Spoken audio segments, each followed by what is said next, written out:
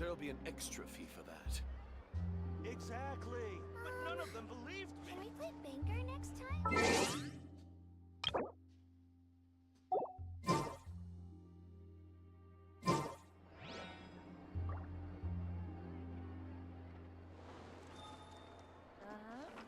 you're right.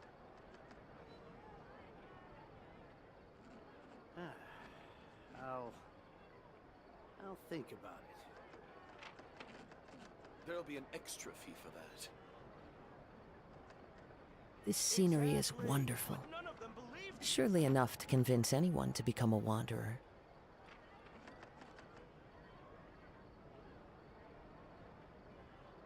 Yep, you're right. There'll be an extra fee for that. I'll think about it. Can we play Banker next time? Rebooting. Exactly. But none of them believed me.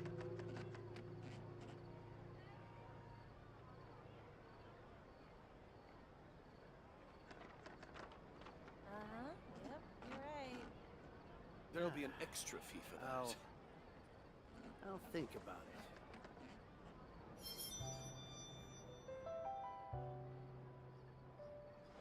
Exactly. But none of them believed me.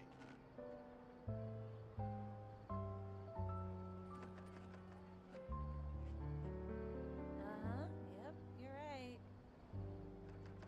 There'll be an extra fee for that.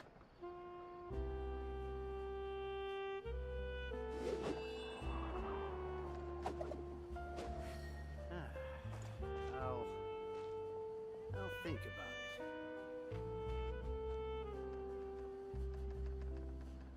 Exactly. But none of them believed me. You're right.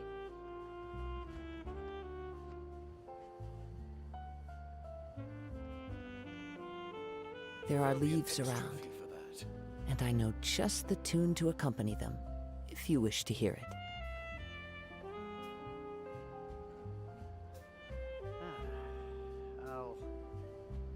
I'll think about it. Exactly. But none of them believed me. Rebooting.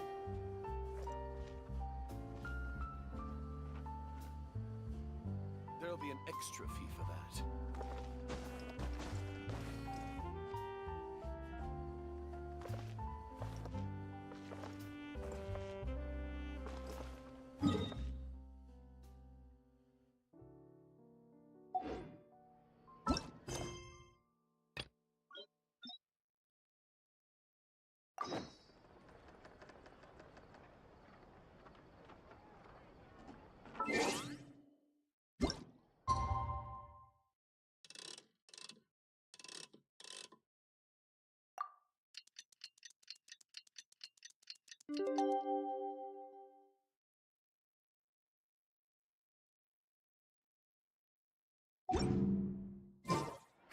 It's filming time again! Our schedule is jam-packed for the next couple of days, too. We've got so many different locations and sets to cover. Anyway, let's head out and meet up with the others.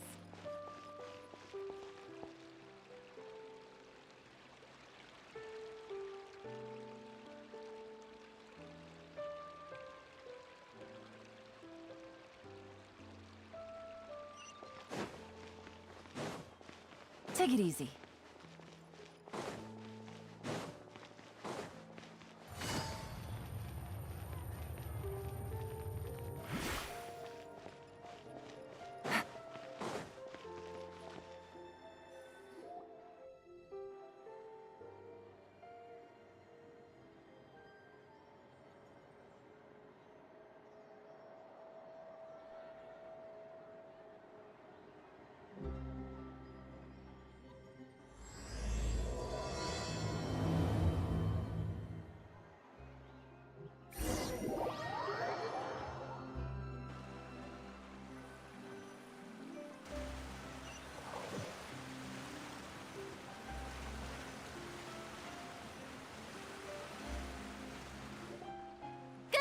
Everyone, we're looking to wrap with our two main ladies today. I can already smell our success. What do you mean, looking to rap?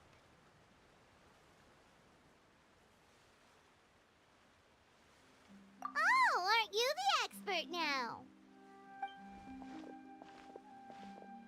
This upcoming scene is the two Musketeers' final confrontation with the Baron.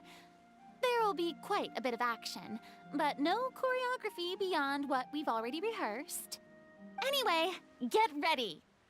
Lights, camera, action! The view is beautiful tonight. It reminds me of that fateful night 10 years ago. And now that I've said it, I can even make out the faint fragrance of herbal tea in the air. Enough, villain! It's time that you pay for the death of our mother! My dear Iris, have you forgotten your manners? How can you speak like this to your own father?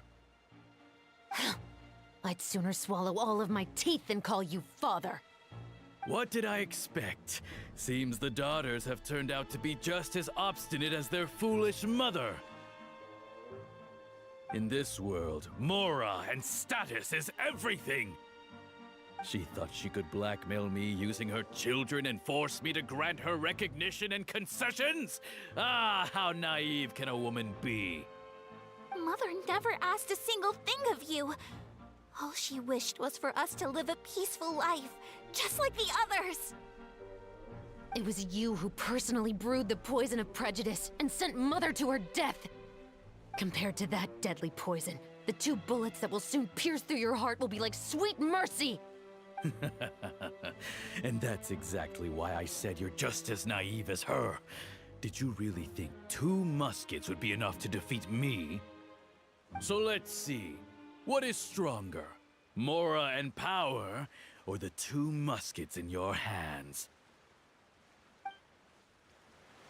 Get them! Tulip! There are too many of them! It'll be okay. We'll cover each other, Iris. And Mother will be watching over us, too.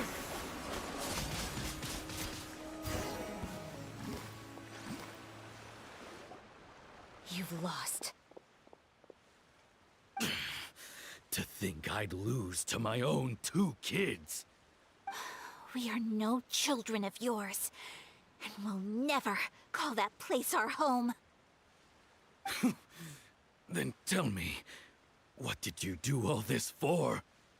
You lost your mother, and will soon kill your father as well.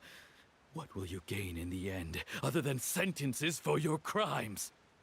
We will gain our long-awaited justice.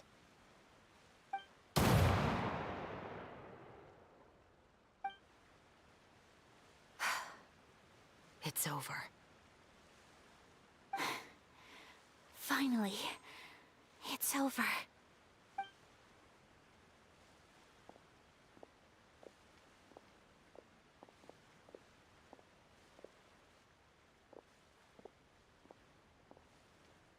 So, where will you go now, Tulip? I'm not too sure, Iris. Maybe somewhere with lots of flowers? After all, Mother always did love going where the blossoms were. What about you? I want to go visit Mother's grave. Yeah, that's not a bad idea. Huh? Tulip, look! What is it? It's Mother's favorite. The rainbow rose. Look, it's blooming again. Excellent! That was beyond mesmerizing. Even I didn't expect the scene to go so well. And we got it in a single take. All right, everyone. We've got a wrap for Tulip and Iris. Congratulations, Ayaka and Chevrolet!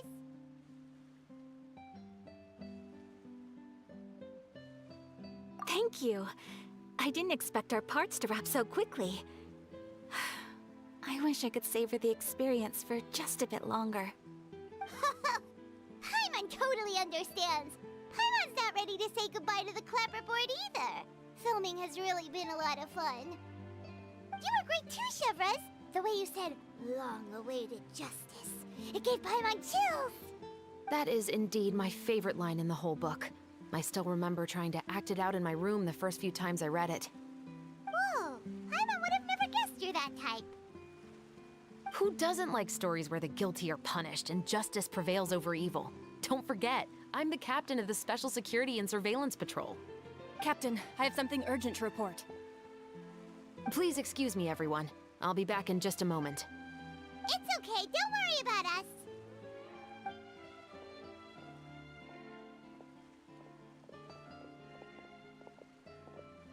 Oh? Was she whisked away by work already? I was just about to tell her how great she did. It seemed like some urgent official business. Then perhaps we should thank the stars that we were able to wrap both of your parts so quickly today. Switching around the filming schedule would have been a real pain. Anyway, I actually came over to let everyone know that we're all done for today. You can go home and get some rest. And one last thing, Miss Ayaka. Your acting skills today were immaculate as always. Are you sure you won't consider taking up full-time acting? See, I just happen to know this great troupe that's still looking for a lead actress. Thank you for your kind words, Director Farina. Unfortunately, there are still many matters that I have to take care of back home at the Yashiro Commission. I cannot remain in Fontaine to pursue an acting career. Nevertheless, I will make sure to treasure this incredible opportunity in my heart. Oh, that's a shame, but I understand. Just let me know if you ever change your mind. I believe it's also about time for me to take my leave. But hopefully I'll see you on set over the next few days. Even though my part's wrapped, I'd still like to swing by and help out the crew. See you tomorrow, Traveler and Paimon. Yep, see you tomorrow! Well, what should we do next? Maybe we'll go investigate the case some more with Chevres today. Traveler, Paimon, please come with me. Huh? Where are we going?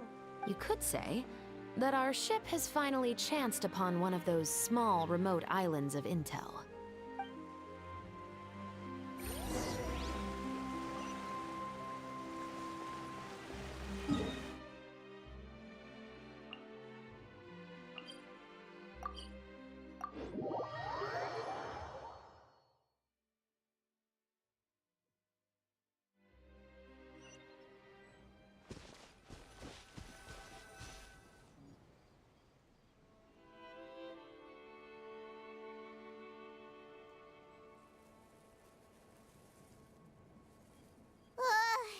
Paimon's exhausted. Paimon definitely didn't expect having to float this far after a full day of filming. So, Chevres, why did you take us here? Affirmative. It wasn't anything conclusive, but it should show us a clear way forward. Have you ever heard of someone by the name of Emily? Oh, you mean that famous perfumer? She's a good friend of mine. She's lent me her aid several times in the past to resolve some difficult cases. After I discovered the rainbow rose at the scene of the murder, I sent it to her. After all, she's probably the foremost expert on flowers and scents in all of Fontaine. And then? There was nothing remarkable about the flower or the trace amounts of soil left on it. But according to Emily, the rainbow rose left by the killer was derived from a very rare cultivar. Huh. Paimon didn't know that there were different varieties of rainbow rose. Paimon just thought they grew everywhere in the wild. Flowers that are deliberately cultivated will always show some different features from those that bloom in the wild. We already knew that the rose left at the scene belonged to a special cultivar, but with Emily's expertise, we were able to pinpoint the place where it was first picked from. Oh, Paimon gets it now. So whoever first planted that rainbow rose was probably the killer. Precisely. And after we checked what we learned against some sales records from the past, We discovered that there's only one person in all of Fontaine who could grow and sell this specific cultivar. Really? And who is it? It's the novelist. But didn't you say he had an alibi? To be clear, I haven't changed my mind about him. I still don't think he was the one who pulled the trigger. However, that doesn't mean the true culprit never visited him at his home or never purchased a rainbow rose from his garden. Whatever the case, we will have to confirm a number of things with him. So you mean the next place we need to go is... Yes, we're going to pay him a visit at his home.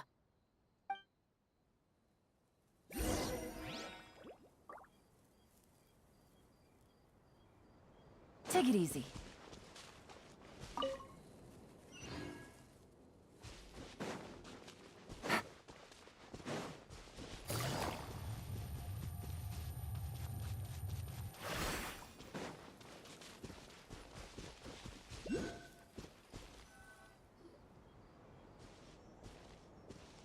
That should be his house. There are so many Gardamex stationed around the place. That's pretty unusual, right? According to what he told me last time we spoke, he hired them so he won't be harassed or disturbed. Huh. So there are a lot of flowers in his garden, but Paimon doesn't think we'll be able to pick one without alerting the Gardamex. Right. Which is exactly why I think there has to be a special connection between him and the killer. So, should we knock? Just wait here for now. I'd like to take care of a number of those Gardamex first. But they're so far away. How are you planning to do that? Don't forget, Paimon, I'm actually the real-life captain of the Musketeers.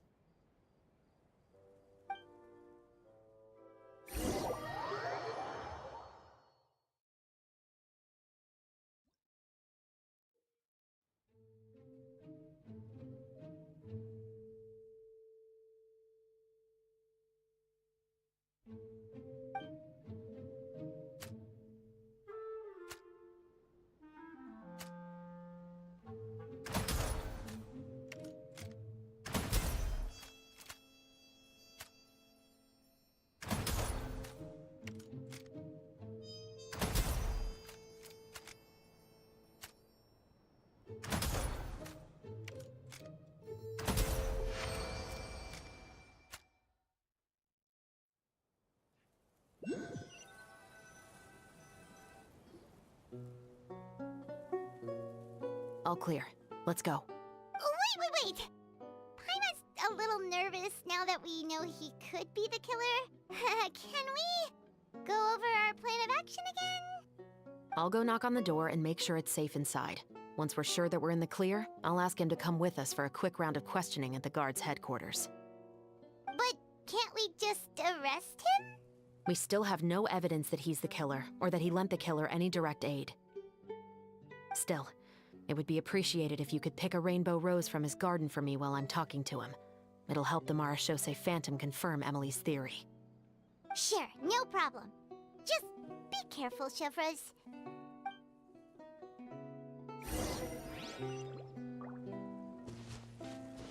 Take it easy.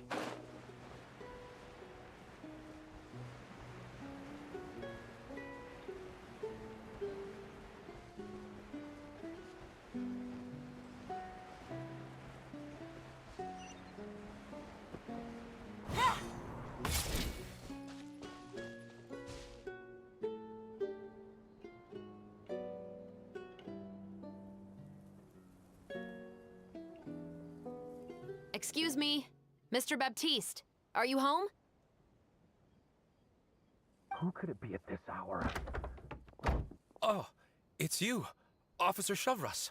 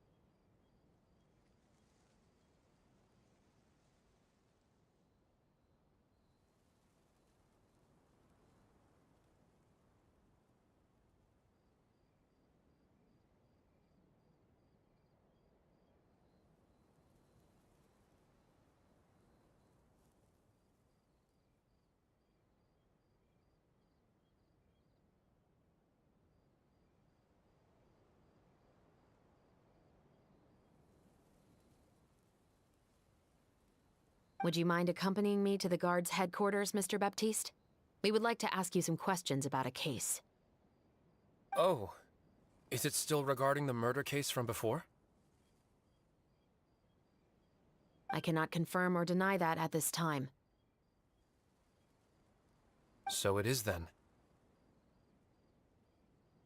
Listen, I need you to come with me, Mr. Baptiste.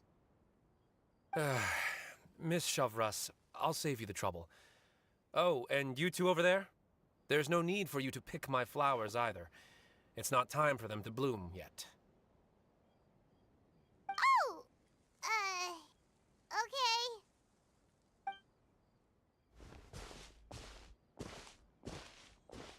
By saving me the trouble, you mean... I will confess. I was the killer. Huh? He just admitted he's guilty! Please relax, everyone. I'm not armed. The musket you're looking for has been buried in my backyard. Then it's my responsibility to inform you, Mr. Baptiste, that everything you say right now will be used as evidence for the inevitable trial. Yes, I am perfectly aware of that. I must say, I hate this feeling.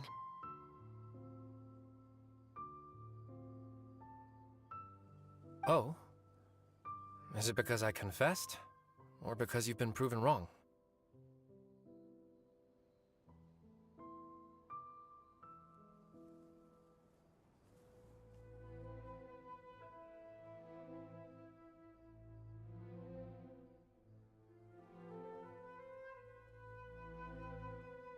Both, I suppose.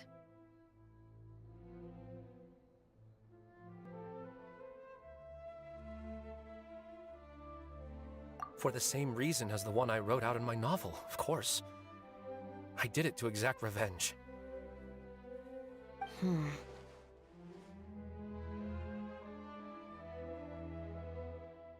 I know you haven't figured out the link between the two of us. Had you done so, I'd have been taken away to the headquarters a long time ago. But that won't stop me from always remembering his grotesque face. After all, he was the one who killed my mother. Your mother is still healthy and well. You know, I was adopted as a child. I was referring to my birth mother. That was never recorded in the orphanage's records. Please forgive a 6-year-old child for concocting some lies to protect himself after watching his mother die right in front of him. So, your novel, it was like a record of your life? No, of course not. It was a work of fiction with many embellished parts. But I am indeed the illegitimate son of a wealthy and influential man who abused his power to murder my mother. That part was 100% real. But the man you killed didn't have a Mora to his name. He was a hired assassin, an irredeemable beast who sank his fangs into a defenseless woman just for a few bags of Mora. But if that's really the truth, you wouldn't be telling us any of this now. You still haven't managed to take revenge against your father, the true mastermind behind it all. I never thought I'd hear that kind of thing from the captain of the Special Security and Surveillance Patrol. I'm simply skeptical about your motives. It's simple, really. I've grown tired of everything and don't want to shoulder this burden anymore. You may have considered me too soft to pull the trigger. Well, as it turns out, you are exactly right. I've become overwhelmed by the aftermath of the murder. So you're going to call a stop to your revenge, just like that? The true mastermind is too rich and too powerful for me. I've accepted that I will never be able to avenge my mother alone. And so what? The characters in your book never gave up? Now, Officer Chavras, I'm the one who has killed a man, aren't I? Are you trying to convince me to commit another crime? What's your father's name? How do you plan to prove the veracity of all of your claims? Well, I'd like to speak with you privately. Sure. Why don't we speak privately at the guard's headquarters? No, it has to be here. I must ensure that we won't be overheard. Fine. Let's talk here. When I said won't be overheard, I meant by anyone. I would like to speak with you and you alone.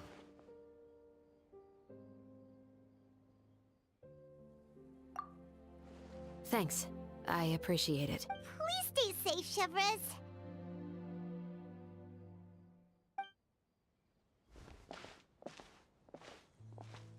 All right. Let's hear it. Will you really believe what I'm about to say? Well, that depends on what you're going to tell me. Fair enough. Fair enough. Then listen closely.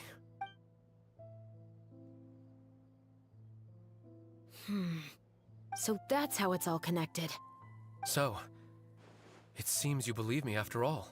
Do you want me to go public with this? No, of course not. At least, not right now. Then why did you bother telling me? You've read my work. What do you think? Even if you were to go public with all of this right now, he'd simply deny everything. It's been too long. Almost 20 years. Anything that could be used as evidence has long faded away. Even if there might have been a solitary island of truth once upon a time, it has long sunk beneath the waves by now. Justice will never find him. Not if you don't try. I know that as the captain of the Special Security and Surveillance Patrol, you will always stand on the side of justice. But do you really think a cushy life in prison really constitutes justice for him? What are you trying to say? I've been observing you from a distance. Your portrayal of the Musketeer was exquisite. Pull the trigger of justice against him. Let the villain get what he deserves. You want me to let you go so you may complete your revenge? No, Officer Chavras.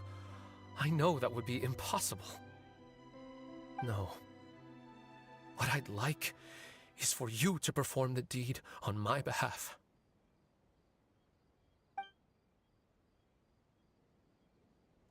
Oh, Chevres sure is taking her time.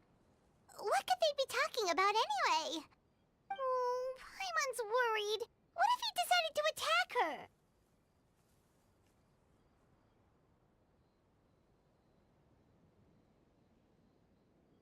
Oh, you do have a point. Still, do you have any idea who the rich person might be? And why the novelist doesn't want us to hear what he's saying to Chevres? Sorry to keep you waiting, you two. Hey, how did your talk go?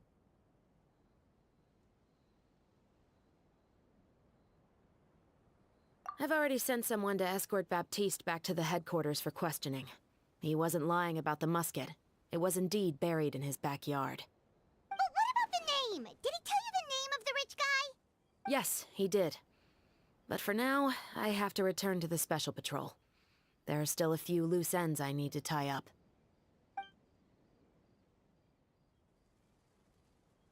I'll probably be quite busy over the next few days, so apologies if you don't see me on set. All right, Paimon understands if you can't tell us everything you know. We'll just keep an eye on the steambird then. Actually, there's still something else I need your help with.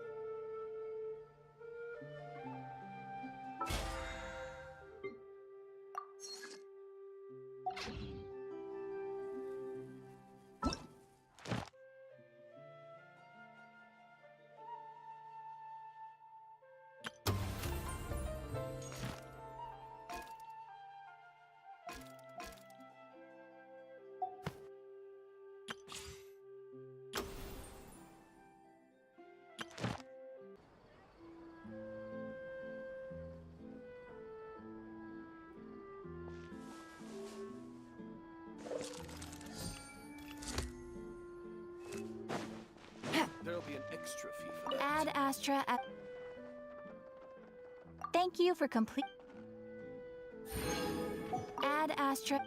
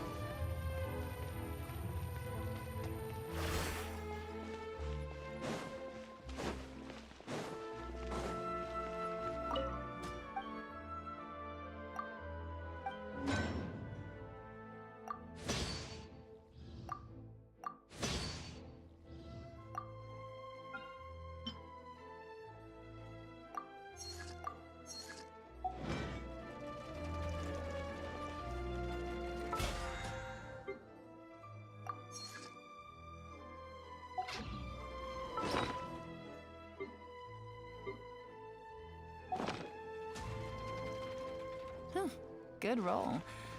All right, maybe I'll...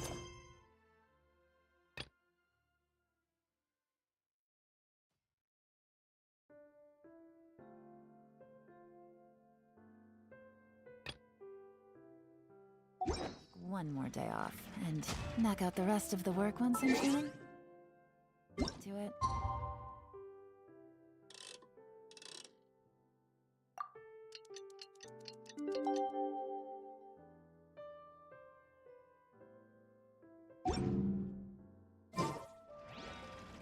There's still a lot of room for improvement with this machine.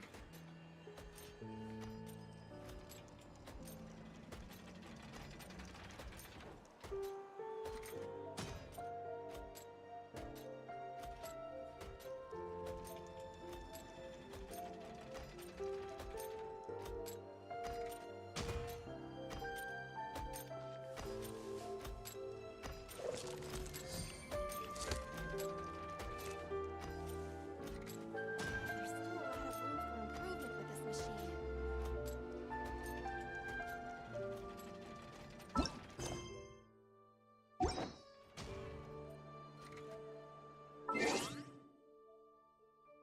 Now...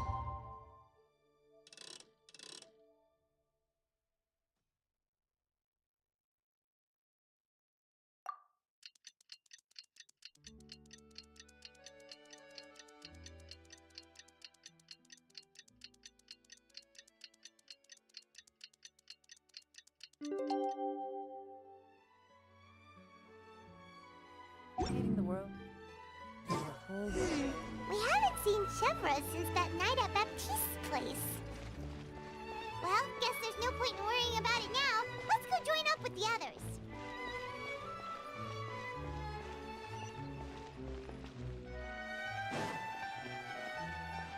Take it easy.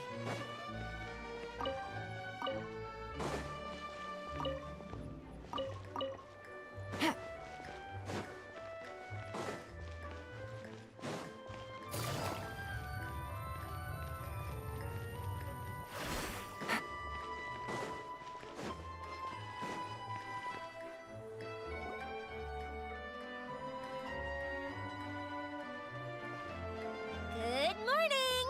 Hayaka and I were just talking about you. Is Chevra still not joining us today? Probably not. We haven't seen her either. Huh? That's such a pity. Director Farina said that we've only got a few small scenes left before wrapping up the entire thing. She even said that she'll get me into a couple scenes, so everyone will have a chance to shine in front of the camera.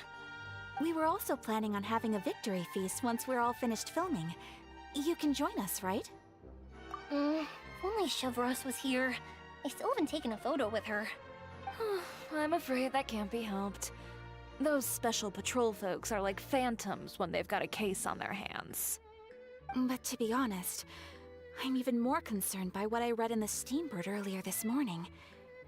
It said that the killer in the murder case was none other than the author of the Two Musketeers. Oh yeah, I heard about that too. He came forward and confessed his crimes, but gave no explanation as to why he pulled the trigger. We didn't know about this case at all when we joined the film. Is it going to affect the reception of our work? From a pure publicity standpoint, this will draw a lot more attention to our film. I have to say, though, that no director can be perfectly comfortable with garnering attention through means other than artistic skill. To be fair, I feel like that ship sailed the moment you allowed yourself to be named as the director on our posters.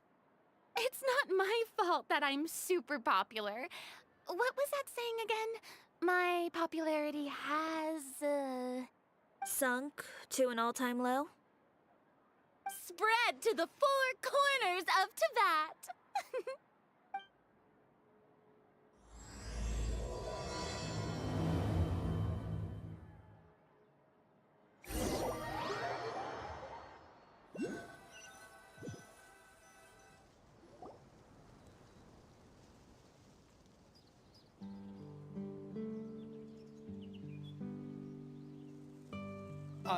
Excuse me, everyone.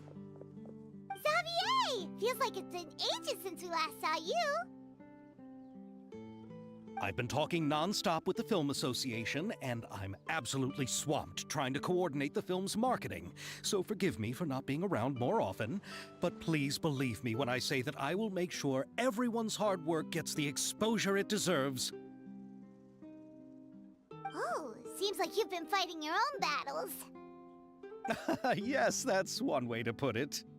Oh, and before we begin the final round of filming, please allow me to finally introduce you to the original investor of our film, Mr. Morris.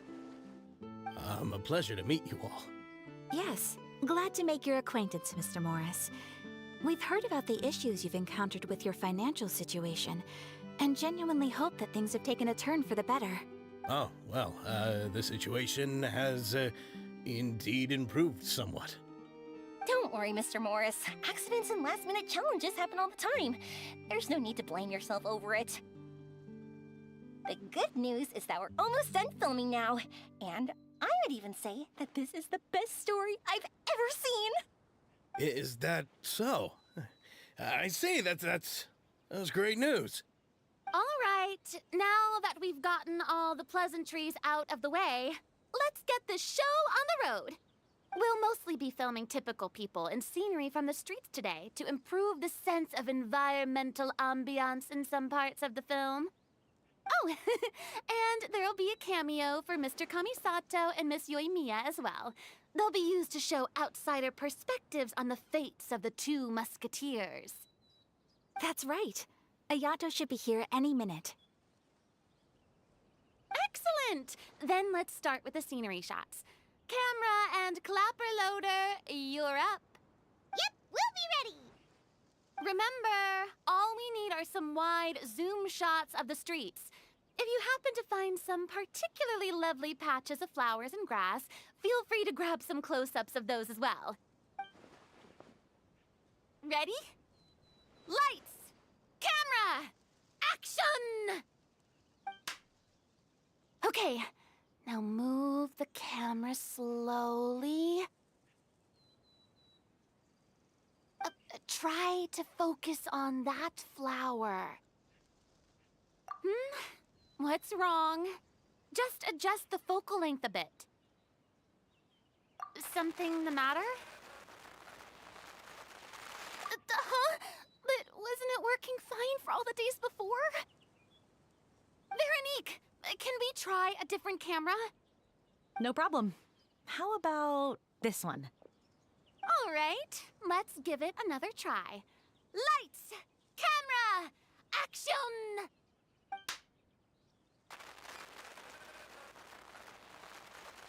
Don't tell me. This one is broken too? Veronique, do we have any other spare ones we can use? I'm afraid we only brought these two today. What? Then go find a workshop to get them repaired right away. Oh, and you too, Bono. Go find our spare camera in the warehouse and bring it back to the set. On it. Greetings, everyone. My apologies for the delay. Is something the matter, Ayaka? It seems like there are some issues with the filming equipment today. We're stuck for the moment. I see. Well, let's not just stand here twiddling our thumbs. Actors, to the makeup booth. We'll start on the next scene as soon as we get a working camera. The people at the workshop told me that the part which holds the lens in place seemed to have fallen off. That's super strange. It was perfectly fine just yesterday. Well, no time to dwell on that now. Let's get back to filming. Ahem! Quiet on set! Places, everyone! Lights! Camera! Action! By the way, have you heard about that recent murder case? Yes, I have. It seems that they've caused quite the commotion in the city. I heard that the chief of the guards is so mad about not catching the culprit that he's about to explode. Oh? I find that quite hard to imagine, considering how he already looks most days. Director, we have a problem. Oh, we're in the middle of a take! Couldn't you wait until here? Oh. Okay, listen up. Everyone who's not working on this current scene can go with Bono to look for the film. Everyone else, stay put and wrap up the scene. Unbelievable. How could all these problems happen in just one day? We're back. How did it go? Did you find the film? We found it in the sewers. Huh? In the sewers? Is the film still okay? We discovered it just in time, so we should still be able to salvage it. The others are checking now to see if we lost any specific scenes. Oh, you scared me for a moment there. I nearly thought we had lost everything. I really don't want to experience that feeling of despair again. Okay, but who could have stolen the film and dumped it there? Could it be, some competitors working on other films? But if they wanted to harass us, why wait until the last day? Okay, we don't have time to really look into it right now. Let's strike while the iron is still hot and wrap this thing up once and for all. Yeah, let's finish it.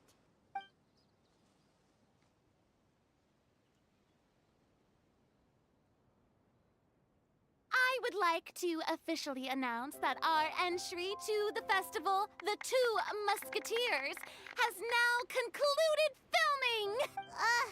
Paimon is spent. It's so late already. Even though the filming process proved to be extremely challenging, everyone provided valuable and unique contributions to the final product. Thank you all for your dedication and support. And just like Director Farina, I would also like to extend my most heartfelt thanks to all of you. Really, you've all helped me so much. All right, let's save the awards speech for later, and hopefully also get some rehearsals in before the real thing. Anyway, now it's time to party! Let's all make our way to the beach and have a celebration feast so loud and fun that even the blubber beast will want in. Party! Party! Paimon wants to party!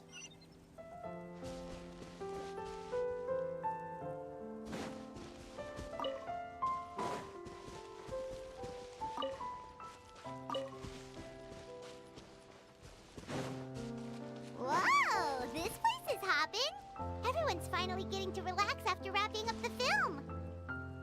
Let's go chat with someone!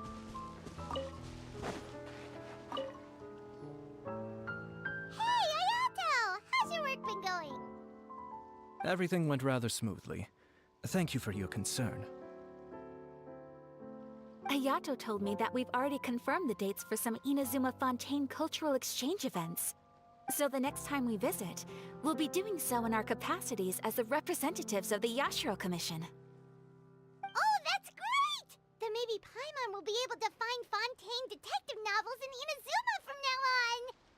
Oh, wait. Wouldn't Yai Miko get upset if that happens? That would be stealing some of her business. You've got a point.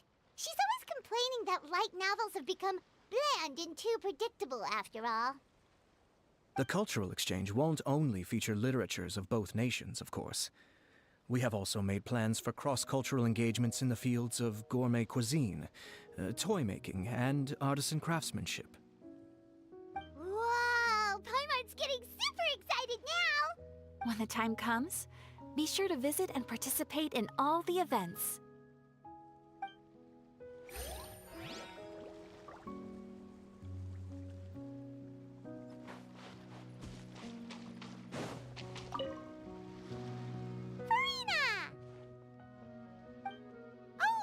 My darling clapper loader and camera operator, you've both worked really hard. Paimon thinks you worked even harder than us. Honestly, Paimon was getting a little tired of playing with the clapperboard by the end of it. Worst of all, Paimon started having dreams of you shouting, "Lights, camera, action!" into Paimon's ears. The actual dream can't even start until you've yelled that. Hey, if anything, shouldn't I be more grand and delightful than your dreams? We've been through so much together, and that's how your brain remembers me? That's not Paimon's fault. We've just used the clapperboard too much lately. Anyway, what's most important is that we wrapped the film. I'm pretty confident that we'll take first prize. Hey, no need to mention the official name. Wait, now that you mention it, if we did win the prize, would Farina just get a statue of herself? Come on, I don't need that kind of attention. Xavier can accept the reward on our behalf.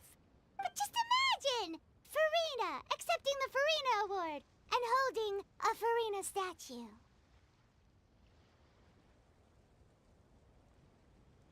I'm going back to my dessert now.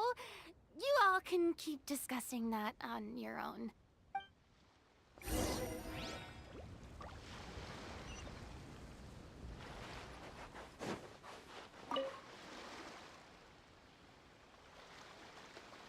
Chiori! Hey, you two. Are you not really into these kinds of big social occasions? Not particularly. But this is still better than Fontaine Fashion Week. But if this film becomes a big hit, people will definitely come flocking to your shop. Yes, that's highly likely. As long as the film can premiere as planned. Are you still worried about the case? That and all the obstacles we had to face today. You're right. It's as if all our bad luck just manifested at once. But why today of all days? No, it's nothing. We've already delivered the film to the editors, so there should be nothing more to worry about. How are you doing, Mr. Morris? You having a good time? Well, you could say that. Do you happen to know when the party is scheduled to end? Judging by how much fun everyone's having, I'd say probably not until well after midnight. Is there something that you still have to take care of at home, Mr. Morris? Oh, well, I'm just not a late night person, so I might take off shortly.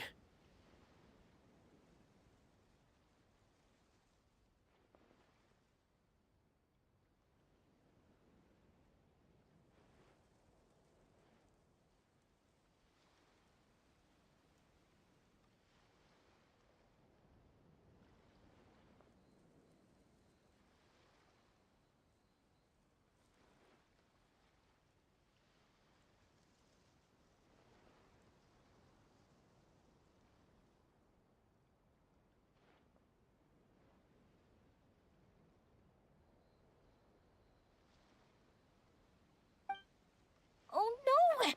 Silly me. I almost forgot something super important. Oh, what is it? I prepared a whole batch of fireworks for the party, but I forgot to bring them over from the warehouse. Fireworks, you say? That's, truly a pity. Sorry things didn't go as planned. Could you help me carry them over, Mr. Morris? I won't be able to fetch all of them by myself. Me? Are you sure that you can't find anyone else? I just wanted to make this a surprise for everyone. The warehouse isn't far from here. We'll be there in no time. Pretty please, Mr. Morris. These are some of the best fireworks I've ever made. So I also want you to see them before you leave.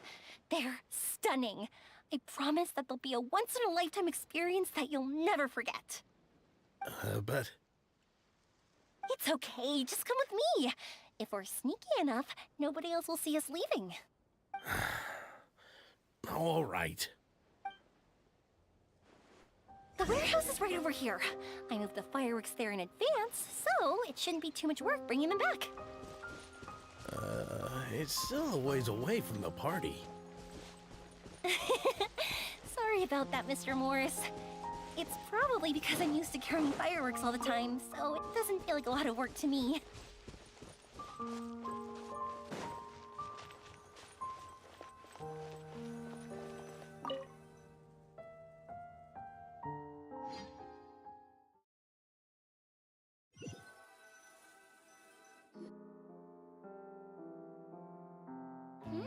It's dark in here. Wait here, Mr. Morris. I think the light switch should be somewhere over here. Why did I have to get roped into this? What was that?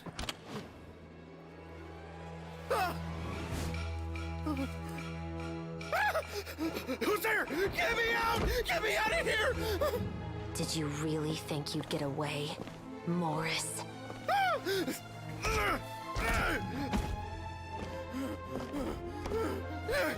You've got the wrong guy. It wasn't me. I'm not the killer. You know, Eliza died a far more heroic death than this. She fought your assassin to the end, to save the children she had hidden beneath the floorboards.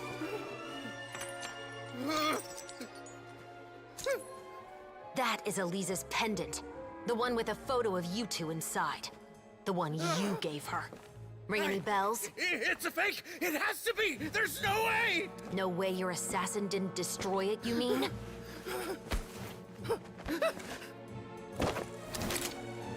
Did you ever love her, Morris? Or was killing her always the plan? No, please. Listen to me. I told Eliza to keep us a secret. I paid her plenty for her silence. I never thought she'd keep the child. Everything was gonna come out, and I had no choice. She forced my hand. No! I'm begging you. I have money. Just name your price, please. You can keep your Mora, and you can go to hell.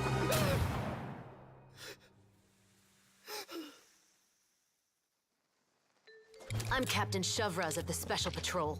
Morris, you're under arrest for Eliza's murder. Huh? Hmm?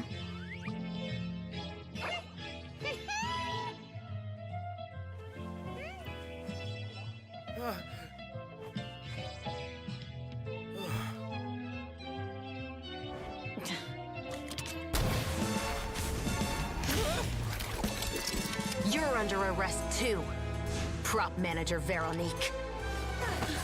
Or perhaps I should call you the Second Musketeer.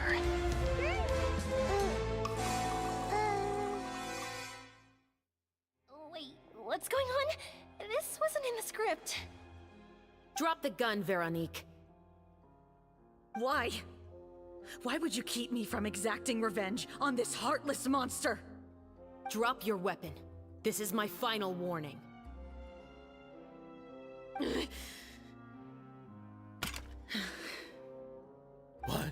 What is going on? Do I have to spell it out for you, Morris? Everything that took place just now was staged to get you to confess the truth. But this last part is all improv, of course.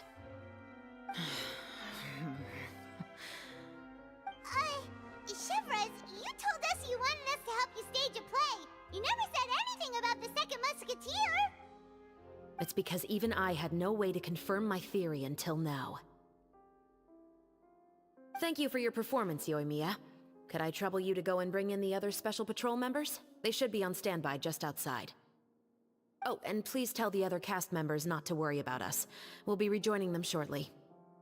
On it!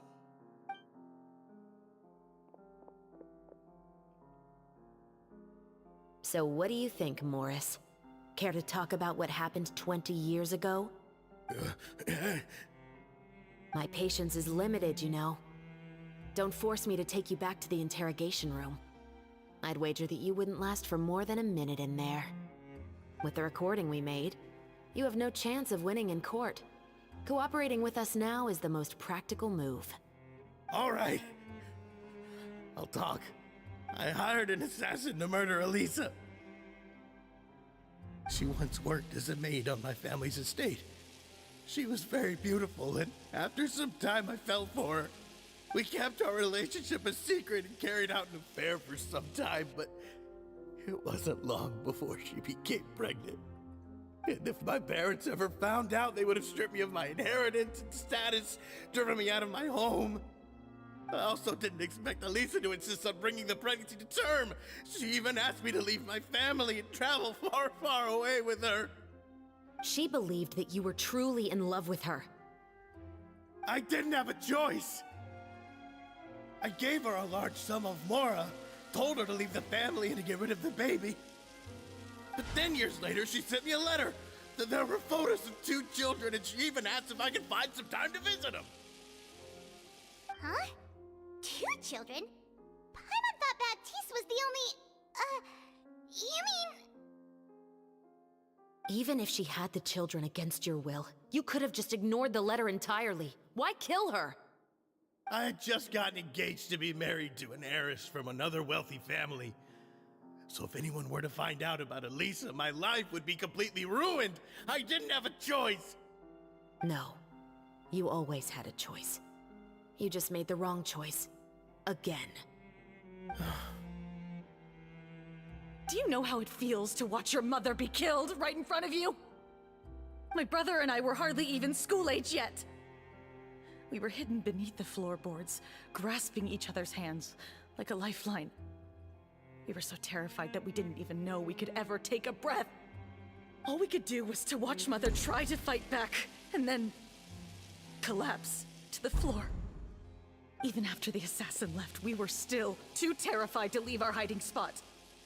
We thought that he might come back. It was only until the next evening when we finally climbed out and gathered around our mother.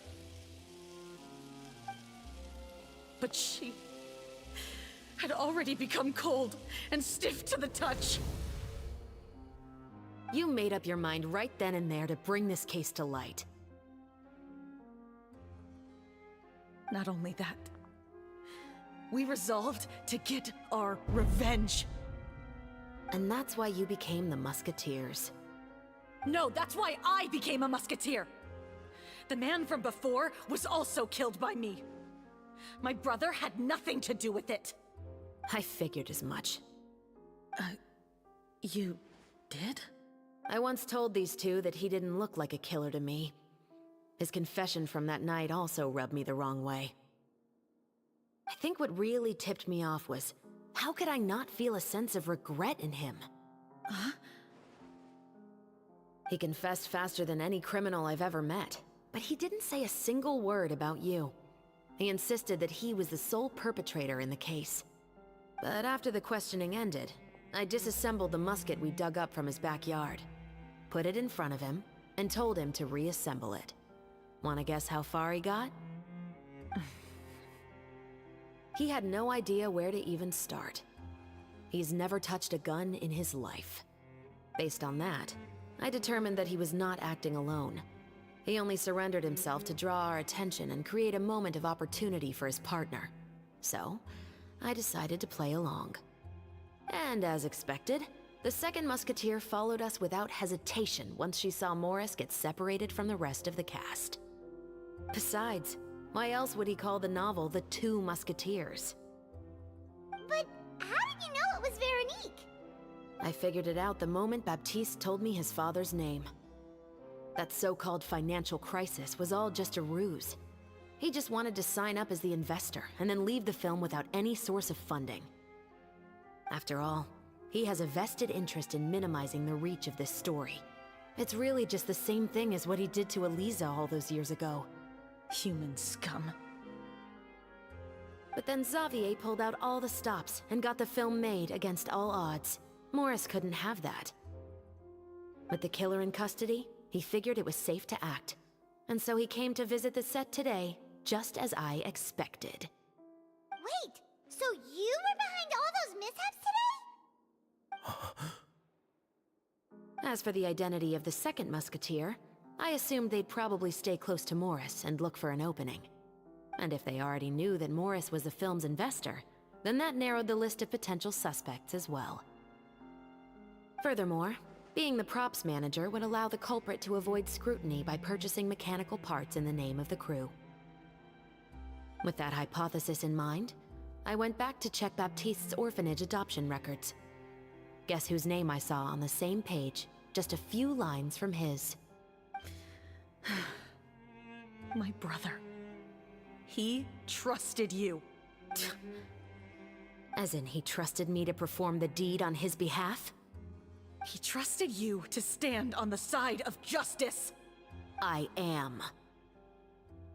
I thought you could do it as well. Oh, the look on your face when you told him to go to hell. I really thought you'd put a bullet in his brain. You know what he has done. Are you telling me that you'd rather see him spend the rest of his life living like a king in the fortress of Meripede? I will never be able to forget the feeling of my mother's cold, lifeless hands. And you would call this ending fair? Is this what you call justice? I won't lie, Veronique. I did hesitate when your brother first told me about the truth.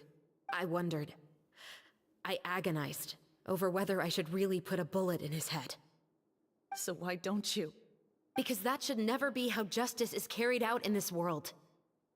Perhaps, to you, justice is simply reciprocated. An eye for an eye, and a life for a life.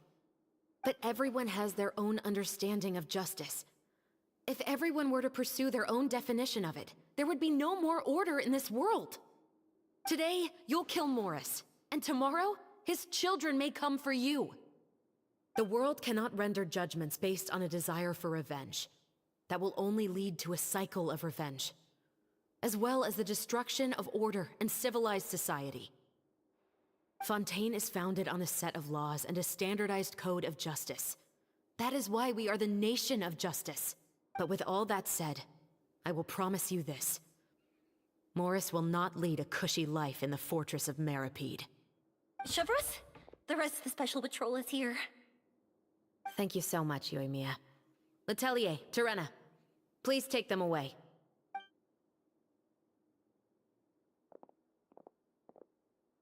I still can't agree with your reasoning.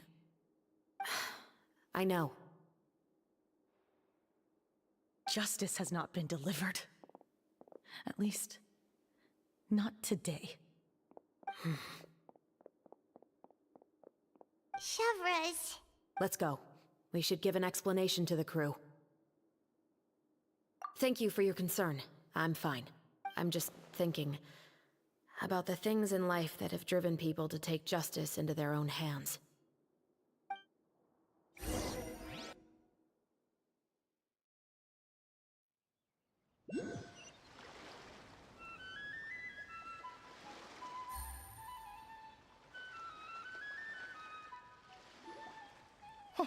Who would have thought Morris would turn out to be...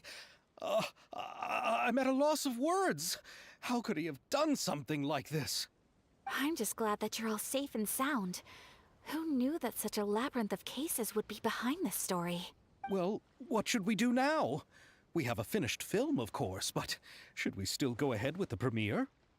What do you mean? Shouldn't you be even more motivated to spread the word now that you've learned the truth? Chiori is right. I'd also like more people to see this story for themselves. But the real ending of the story seems to have deviated somewhat from the one in the script. Is that still acceptable to you, Miss Chevreuse? The call is yours. We still have time to reshoot an ending if that's what you'd like. No, it's fine as is. I like what we have for the catharsis. Romanticism is what gives works of art their appeal. Fiction is able to explore means of restitution that could never work in real life. Just like the real world, the world of stories also has its own set of rules and justice. These different possibilities are what initially drew me to reading in the first place. Sounds good to me. I support your decision. What about Veronique? Will she be okay? She will soon face her judgment alongside her brother and Morris. If I had to guess, they'll probably all be sent to the fortress of Meripede. I'll make sure to give Risley a heads up about it. Oh, you mean that kind of heads up? Exactly. Ahem.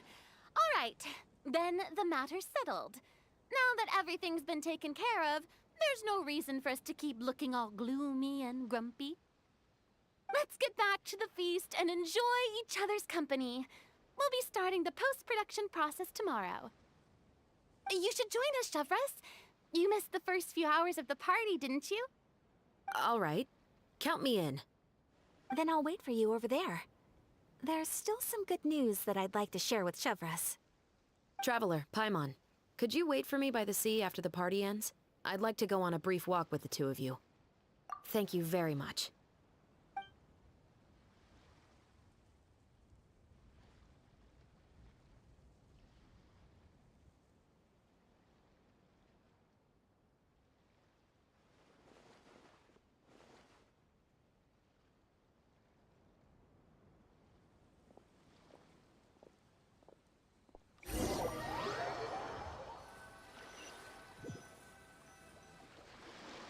Sorry for the wait.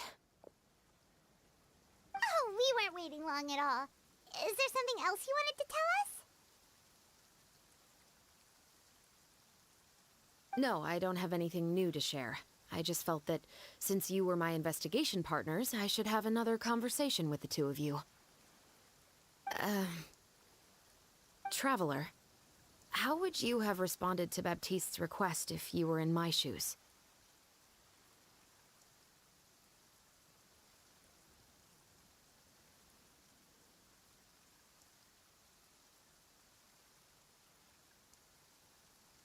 When I was young, my father often took me here to swim. We'd come rain or shine, even when it was freezing cold. He told me that swimming was the best activity to train one's strength of will. You could never give up before reaching the shore, especially when the water was cold. Oh? Why's that? Because the moment you give up would be the moment you die. At that point, I still hadn't received my vision. One winter, the chilly wind felt almost like knives on my skin, and the seawater was so frigid that it numbed my toes the moment I stepped in. I cried and begged my father to spare me from having to swim across, but he wouldn't listen. He used to be a member of the Special Patrol as well. You could say it was his way of educating his children. That sounds awful. When he saw that I wouldn't stop crying, he just picked me up and tossed me into the icy water. The bone-chilling cold took away my senses. I couldn't feel anything but fear and rage. I waited for my father to save me, but one look and I knew he'd already started swimming for the opposite shore. I realized that if I were to give up, I really would die right then and there. I used all of my strength to try and catch up to my father. Those few minutes felt longer than my whole life up until that point. I did, however, make it to the other side. I've never felt afraid about anything in my life after that, nor have I ever cried again. That way of teaching would have never worked on Paimon. Yeah, I don't think that was the right method for anyone. It's just that, working now as I am in the pursuit of justice, I still sometimes feel like I've been tossed into that winter sea all over again. The anger and the helplessness.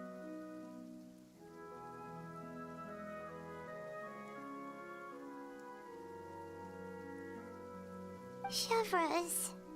But the worse I feel, the more I know to never give up. The alternative would be to forever lose myself among the waves.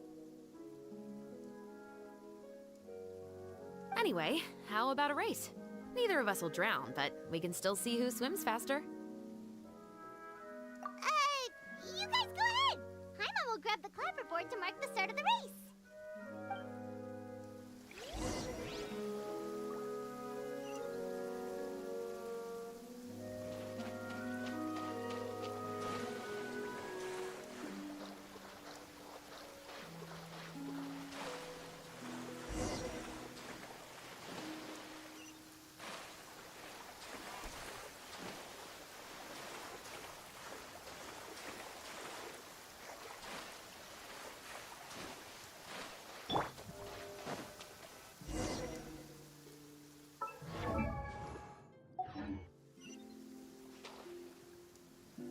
Whoa, that felt good.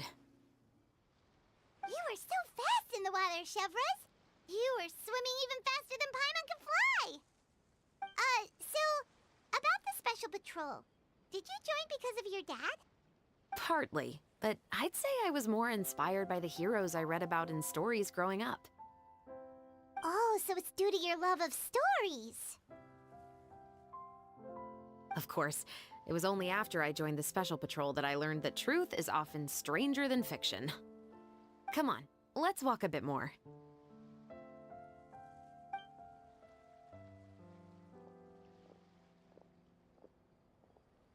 To be honest, I do sometimes question whether the decisions I make are the right ones. But I know that no matter what, I must keep swimming. Because the only thing I've got my eyes on is the shore in the distance.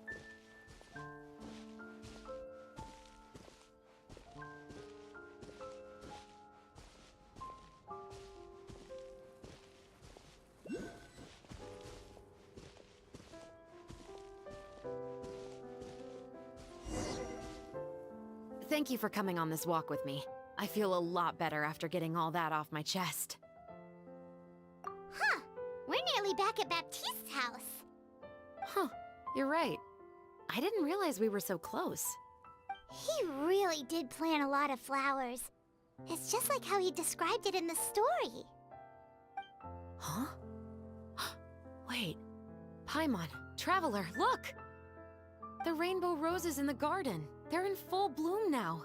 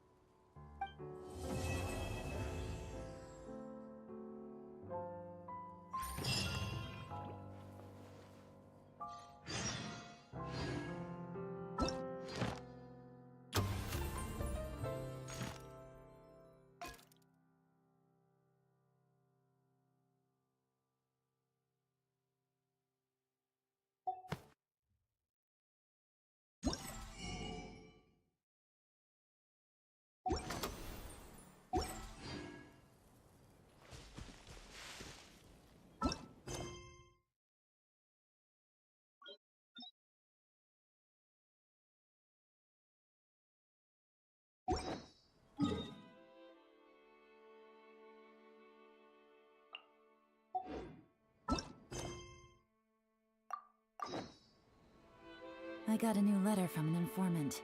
Looks like the situation is changed again.